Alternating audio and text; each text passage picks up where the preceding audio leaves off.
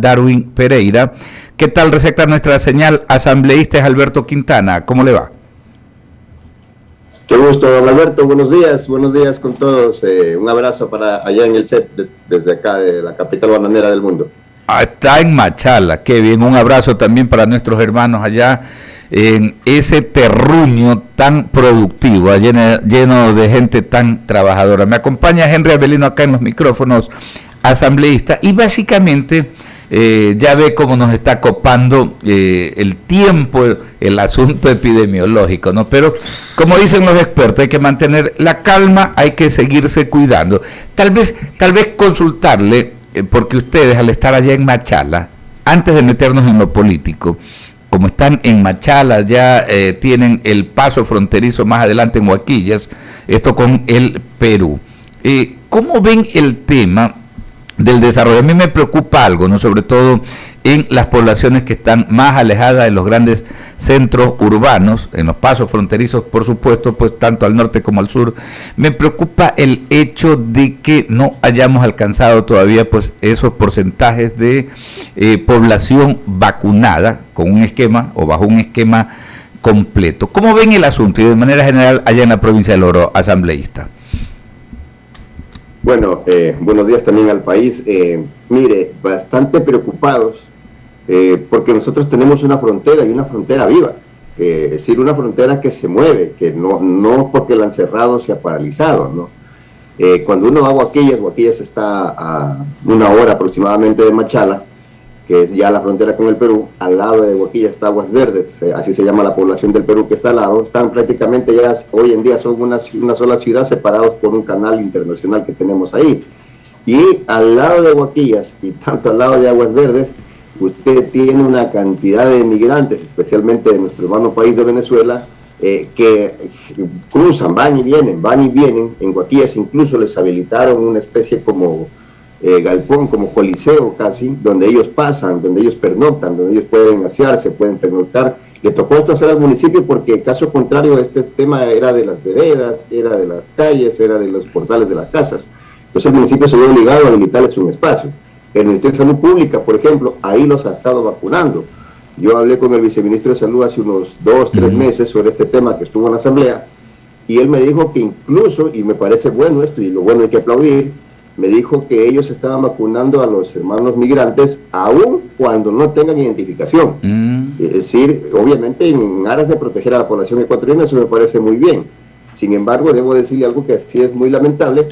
El tema de que la frontera esté cerrada es un tema que golpea fuerte, muy fuerte a Huaquillas y prácticamente a la provincia, ¿no? Porque es por donde entra y sale nuestro comercio. Entonces nosotros sí hemos hecho muchos esfuerzos, hemos hablado, hemos interpuesto nuestras buenas gestiones a fin de que se reabra la frontera, porque Huaquillas en este momento la tenemos literalmente en una crisis terrible, tremenda. Huaquillas es una ciudad que vive del comercio. Y la frontera cerrada la está matando. Sí, definitivamente. Hay que ver los mecanismos urgentemente, ¿no? Pero sin dejar de lado esto que estamos manifestando. Yo creo que ahí también los líderes territoriales, yo creo que ahí también la cruzada del Estado, ya ni siquiera del gobierno, sino del Estado, debe estar encaminada precisamente a basarse en la ayuda que ustedes, por ejemplo, como líderes territoriales, el alcalde de Huaquillas, quienes encabezan pues diversas asociaciones y en toda la provincia del Oro incluso puedan también ayudar a que el proceso de vacunación vaya pues fortaleciéndose y alcancemos esa inmunidad colectiva que parece que es la piedra angular y lo que nos puede salvar de cualquier complicación mayor. 7:10. Ahora sí, metámonos de lleno a este tema tan controversial. Desde el viernes, estamos hablando los ecuatorianos de lo ocurrido en la sesión parlamentaria, ¿no? Las votaciones, todo esto. Pero bueno, a esta hora lo que se ubica en los medios de comunicación como noticia es la publicación ya en el registro oficial. Sí me gustaría tener de todo esto una primera reacción suya como integrante de la bancada legislativa de Pachacutit.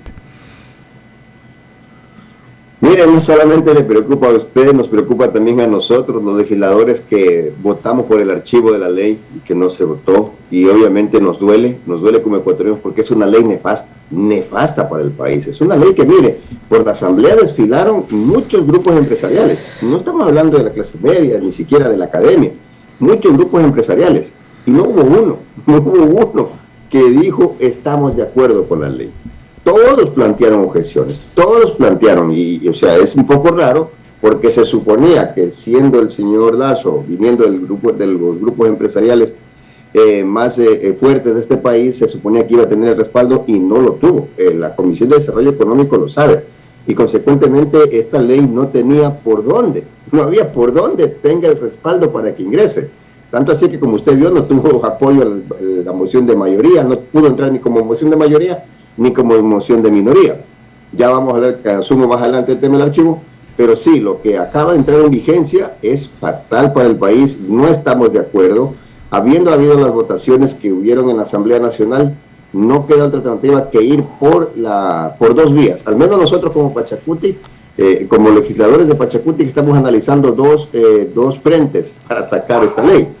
Si cabe el término atacar, pero la idea es conseguir la derogatoria. El uno, un frente judicial, que implicaría ir a la Corte Constitucional con todos los argumentos que tenemos para pedir su declaratoria de inconstitucionalidad, y lo otro sería un frente legislativo, es decir, en la Asamblea plantear entre dos alternativas. La primera, en el evento de que la Corte no se pronuncie, plantear la derogatoria.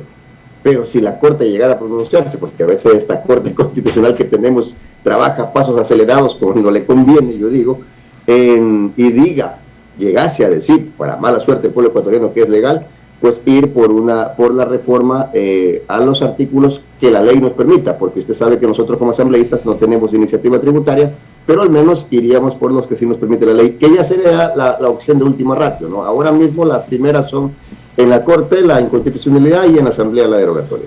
Pero ahora, esos escenarios están en análisis todavía, no hay una decisión. Me refiero a ustedes como bloque.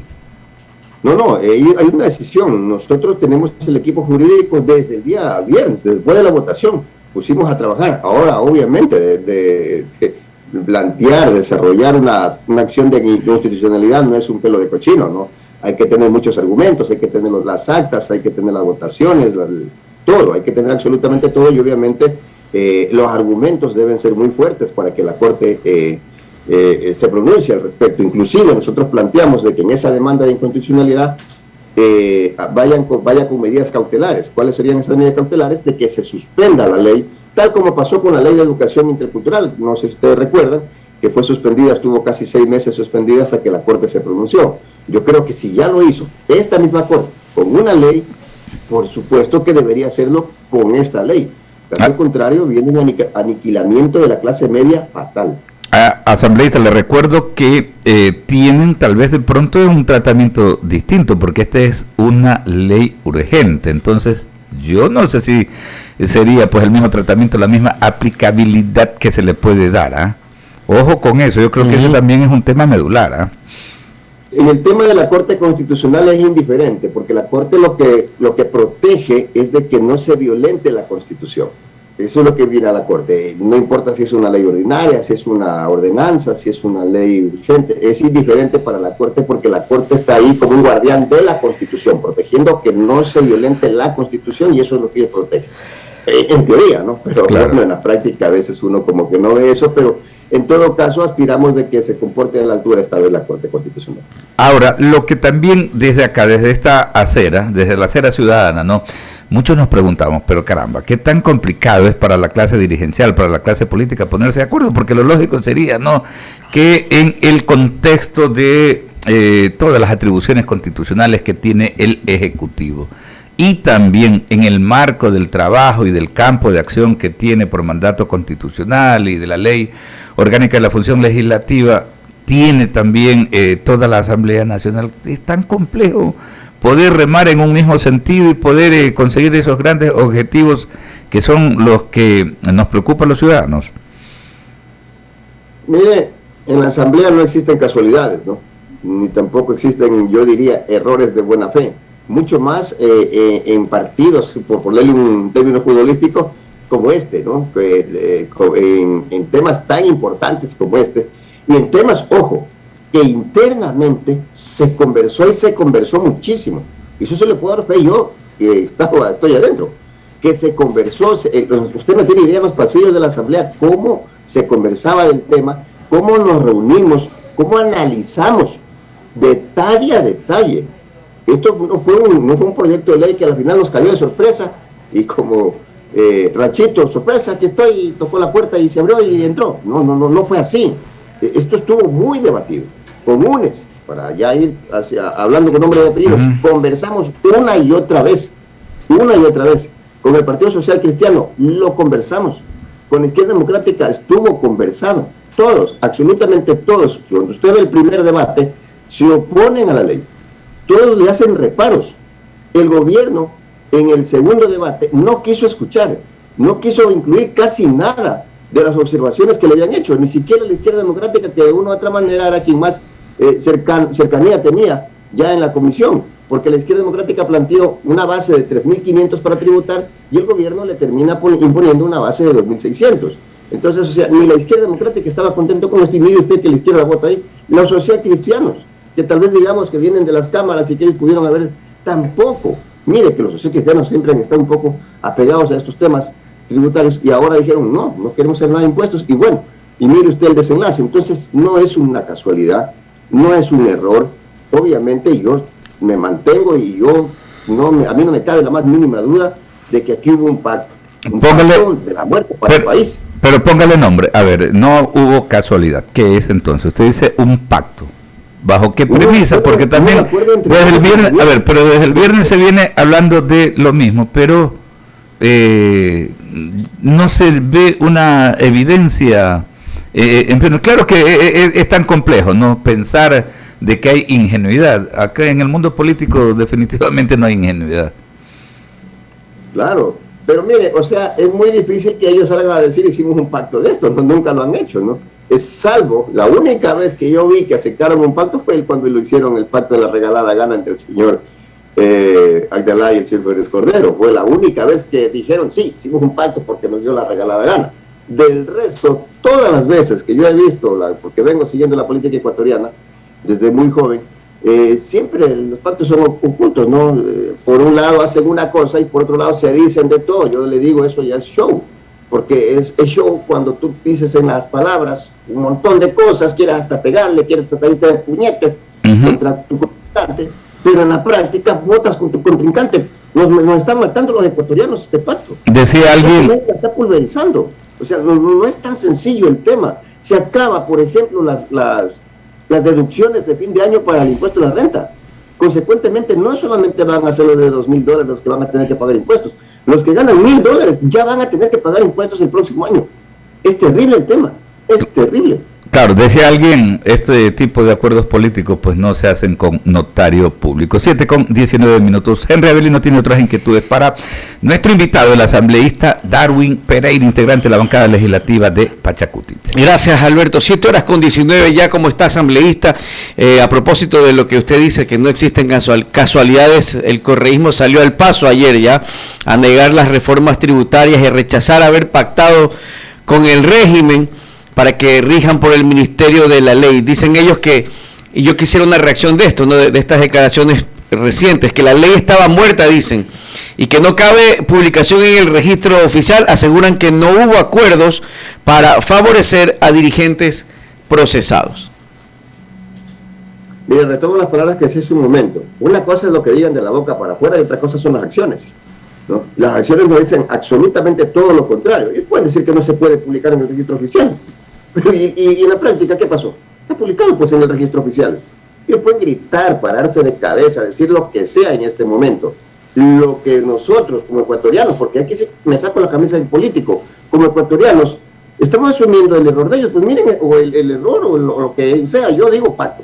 El pacto de ellos, porque ya es ley pues en este momento. Está publicado en el registro oficial. Y en ese momento eso es ley. Que ellos digan que no se puede publicar, que le vayan a decir por el registro oficial que no se puede publicar si ya está publicado. Entonces, en este contexto, el daño está hecho. El daño inconmensurable que le causan a la clase media es yo diría, fatal. Yo sí quisiera que los señores de UNES aclaren si por si acaso este pacto no fue por el lado de los artículos que permiten legalizar todos los capitales o los patrimonios que tienen en el extranjero, bien o mal habidos, porque esta ley permite legalizarlos, prácticamente un blanqueo de capitales con esta ley. cualquier patrimonio que un ecuatoriano, bien o mal habido, haya tenido en el extranjero, con esta ley se legaliza pagando el 3.5% y con el carácter de reservado. Es decir, que nosotros, los comunes de mortales, no vamos a poder enterarnos, porque dice que será con carácter de reservado. Mañana el SRI recibirá todas las legalizaciones y apenas les cobrará el 3.5% y quedará legalizado todos los paraísos fiscales, todas las offshore, todas las empresas que tengan en cualquier parte del mundo. ¿Saben lo que causa eso? Primero, un perjuicio enorme a quienes no tributaron en el país. Pero segundo, se burlan hasta los mismos empresarios, pues, de los empresarios honestos que creyeron en este país, que crearon fuentes de trabajo, que pagaron impuestos, que pagaron un 25%, 30% de impuesto de la renta. Se burlan de ellos, pues. Entonces, así no se juega, por favor. Esto es un país, esto es un Estado, y eso no se debió hacer, y lamentablemente UNES, con sus votos, ha permitido que esto se legalice. Usted decía momentos atrás que ya habían hablado con las bancadas, que ya sabían más o menos cómo iba a ser el tema en el segundo debate. ¿Con quién de la bancada del correísmo hablaron básicamente? ¿Podría dar nombres y apellidos y básicamente en detalle, qué fue lo que se había acordado? Hablamos con la señora Paola Cabezas y sabía ella de este tema porque obviamente es la jefa de bancada. ¿Y qué dijo Paola Cabezas? ¿Cuál fue el acuerdo? O sea, no había un acuerdo en sí, pero dijimos la ley no le conviene al país, al menos ese era el discurso que manejábamos, ¿no? No le conviene al país y no nos podemos prestar nosotros para poder dar nuestros votos para esto, y eso siempre lo dijimos y lo repetíamos una y otra vez, y más bien le hacíamos cabeza, porque obviamente tampoco se trataba de oponer por oponerse, planteamos salidas, se lo planteamos a la Comisión de Desarrollo Económico, se lo planteamos a Creo, pero lamentablemente Creo tampoco quiso escuchar, pues no le dijimos, mire, cambien estos artículos, modifíquenlo de acá, hagan esto, y era una necedad, y ahora entiendo por qué la necedad, pues, era una necedad terrible de no querer cambiar casi ni un artículo. Sí, y Paola Cabezas justamente encabezó ayer... La posibilidad de tributar, y de la clase media que tribute quitándole a las telefónicas, 30 millones de dólares perdemos en tributación de las telefónicas en este momento con esta ley. Paola Cabezas justamente fue la que encabezó ayer la rueda de prensa en la que la bancada de UNES rechazó. ¿Qué dijo ella? ¿Qué dijo Paola Cabezas cuando usted conversaba con ellas? Siempre analizamos. Ellos tenían la tesis de ir por un informe de minoría, pero obviamente dijimos, si el informe de minoría no funciona, vamos por el archivo. Y eso fue un acuerdo, yo diría. Bueno, o sea, una conversación, un consenso. Ya no le digamos acuerdo, un consenso que teníamos. Nos conversamos con Juan Esteban Torres, del Partido Social Cristiano, y él dijo, sí, yo estoy de acuerdo, dijo, nosotros vamos por el archivo, aunque obviamente no era una opción que nos gustaba, porque queríamos darle alternativas, y por eso nos la jugamos hasta el último minuto en la reunión de la comisión. Ustedes se dieron cuenta que la sesión se suspende de las 11 de la mañana que estaba convocada para las 4:30 de la tarde. En ese lapso de tiempo que la Comisión de Desarrollo Económico seguía reunida tratando de presentar un informe de consenso, no se aceptaron pues nuestras posturas, ni lo que planteamos nosotros, ni lo que plantearon los cristianos, ni lo que planteó la izquierda democrática, ni lo que planteaba ningún grupo político de la Asamblea. Entonces, lo más lógico que uno debe entender, si nadie quería de los que nos habíamos conversado, es como que conversáramos con usted, dice no quiero, es obvio que iba a votar por el archivo. Entonces viene, plantea un informe de minoría y nosotros siempre advertimos un riesgo del informe de minoría, que era el veto. Eso se lo advertimos con absoluta claridad, porque nosotros podíamos plantear un informe de minoría, que no era el informe que el gobierno había consensuado en la Asamblea, era el informe de minoría, pero el gobierno iba a tener la posibilidad de regresarlo con veto. Y el momento que nos lo regresaba el proyecto vetado, y nos volvía a poner todos esos articulados que hoy obviamente han entrado desafortunadamente, lo que iba a pasar es que no íbamos a tener los 91 votos que necesitábamos para ratificarnos. O sea, eso era imposible conseguirlos. Entonces dijimos, como no va a haber esa posibilidad, por favor, no presentemos informe de minoría, vamos por el archivo. Archivo exactamente no existe en la ley, eso es verdad. La ley existe en negación, vamos por la negación. El archivo es una consecuencia de la negación. Entonces, no entendemos cómo es que después de haber hablado todo lo que le he comentado ahora mismo, presentamos la moción de negación y archivo y se activa. Ahí está, 725. Sí, ahí está. Es bueno conocerlos entre telones, claro, Alberto, para tener una idea más clara de cómo se vive en la Asamblea. De pronto el error suyo fue no haber firmado un acuerdo, y quedarse solamente y quedarse solamente en conversaciones. No, eso, de un tema tan serio, igual sacar una sonrisa. Asambleísta, fuerte abrazo hasta Machala. Gracias por atendernos. Darwin Pereira integra la bancada legislativa de Pachacuti. Un abrazo para todo el país. Mañana ya estamos en la Asamblea dando guerra de nuevo. En Quito.